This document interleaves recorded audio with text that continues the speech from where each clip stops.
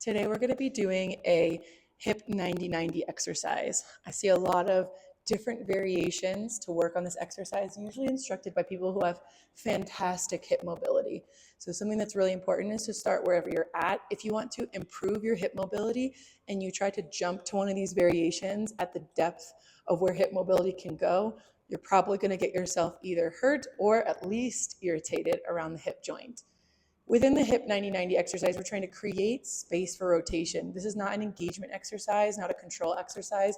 This is specifically a mobility implying the joint rather than flexibility, which implies a muscle. This is deeper than the muscle. This is working on the range that exists inside the joint, inside the hinge of your hip, so that you can use it in more of your loaded or active exercises. To come into this position, we're going to start with our feet in front of us and our knees bent. We're going to consistently get into the position with control so that we're not guessing on where we should be within the exercise. If you have really tight hips, instead of starting sitting on the floor, you're going to start sitting on a slightly elevated surface that gives you a little bit more room to play with. I'll start mine up here and then work into the deeper ranges as we get into the exercise. Whichever side we would like to open up first, we're going to drop flat onto the mat. You're going to notice or feel your body's pushed over to the side. Totally fine. Let all of that go for right now. And then our other leg, we're actually going to bring our foot to match our knee for the short term. This is a bit different than the variations, like I said, you're going to see in other videos where someone's coming into a really open position when they're starting the exercise. That's a bit intense for a new introduction of hip mobility in the hip 90-90. Starting here with our legs pasted in this direction and feeling ourselves pushed over to the outside edge, we know that this hip on the front here is the one that we're going to be trying to load and move.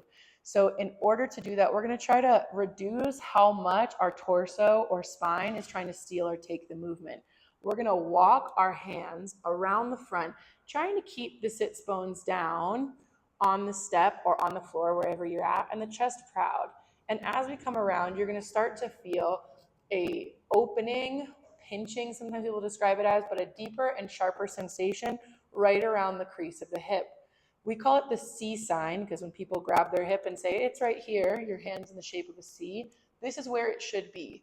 If you're feeling a stretch run down your thigh in some direction, that's the direction of the muscle, not the direction of the joint. And so we want to either modify the position somehow or reduce the intensity so that we can really get the movement opening the hip joint, which is our goal of this movement. Whenever you find and feel that sensation of deeper, sharper stretch, know that this isn't a muscle, so it doesn't open up in 30 seconds. And we're going to stay here for up to a minute on our first round. As you start to get more comfortable in this position and we spend a little bit more time here on a daily or weekly basis, we can start to sit in this position for a bit longer. If you're pushing your range a little bit too far, you're going to feel your knee specifically a little bit pinchier, probably on the inside edge. This is our femur right here, this thigh bone. And what we can't control here, what we've overextended ourselves in, will then affect the other side of this lever, the other side of this bone where it connects to our knee joint. And so if we're feeling a knee irritation, number one, don't go any further, but probably come back to the edge of the movement where you just feel a stretch that's, again, deep and sharp and located in more of this circular orientation at the hip. And that's where we're going to sit. Normally, I get people into a lot of this spine stuff where they're kind of like trying to run away from it, or their sits bone comes up and we kind of end up in this position. Not only is this not going to open your hip, but it's also probably going to irritate our back. So trying to sit down and into the position, it's okay if you don't fully touch the ground, but again, we're looking for that specific stretch and nothing else. This is working on hip internal rotation where our femur, our thigh bone is spinning inwards, which helps us substantially deepen our positions and angles into things like squats or lunges or other movements. It also helps us protect parts of the joint from other injuries so that we're not unintentionally pinching or compressing areas of the joint that don't need it. In order to come out of this position, first let yourself depressurize, let your body tip over to the side, and then you can even give yourself a nice lift with your hand, at first you're going to feel a sense of sharpness and kind of like, oh, I can't really move or control it. Again, because this is a new movement that we're opening up and the body's not 100% sure of what to do with it or how to get out of the position. That's why we're going to use our hand. If you pulse your legs back and forth a few times, within 10 to 15 seconds, you should be feeling relatively normal. Maybe a sensation that you did something on this side, but nothing more intense than that. I'm going to go over to my right side, demonstrating the full flow of this movement again, dropping that knee to the floor, letting myself lean over and working my way around until I feel the sensation of that sharper stretch release sensation on this side. No knee pain, no back pain.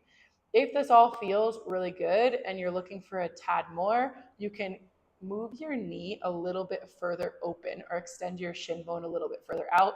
This changes the torque that we're putting on the hip joint, but you should really only do this if this position with your heel closer to your butt feels fully comfortable and there's no stretch or issues sitting in this position for a prolonged period of time.